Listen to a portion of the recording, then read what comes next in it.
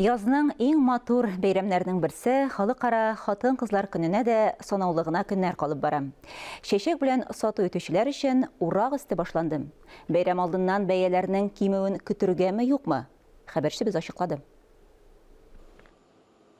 Бу кибеткә чит илдә үскән ләлә чәчәкләре күптән инде китерелмәгән. Узган атнада ук чәчәкләр белән шыплап тулган фуру машиналарының озак тикшерүләр сәбәпле Россия чикләрендә тоткарланулары турында хәбәрләр таралды. Хәзер матурлык дефицитта. Была проблема с розами, с тюльпанами сейчас очень проблема. Роза чәчәкләре белән проблемалар булды. Ләлә чәчәкләрендә алмадык, бер ай инде китерүләрен көтәбез. Мондый хәл Татарстанның күп кенә кибетләрендә күзәтелә. Флористларның чәчәк запаслары февраль уртасында ук бетә башлаган. Хәер, федераль таможня хезмәте Россия ишегендә чәчәкләрне тоткарлауны кире кага.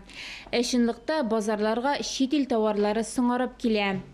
Зур сәүдә үзәкләрендә чәчәкләрне сайлау мөмкинлеге бар, тик бәяләре арткан. Мәсәлән, Кения яки Эквадор розалары өчен күп акча түләргә кирәк. Бу сатучыларның нәфесе түгел дип аңлаталар. Тәэмин итүчеләрнең таләпләре шундый. Тәэмин итүчеләр Россия чәчәкләрен сатып алу бәяләрен дә күтәргәннәр. Чит ил розаларына һәм ләлә чәчәкләренә бәяләр 2 тапкыр диярлек күтәрелгәч, булар да тәвәккәлләгәннәр. Экспертлар фикренчә, кайбер чәчәкләргә бәяләр 40%-ка арта. Димәк, сатып алучылар санында кимергә мөмкин. Ә бит чәчәк бизнесы вәкилләре өчен бу бәйрәм миллионлаган сум табыш алу вакыты.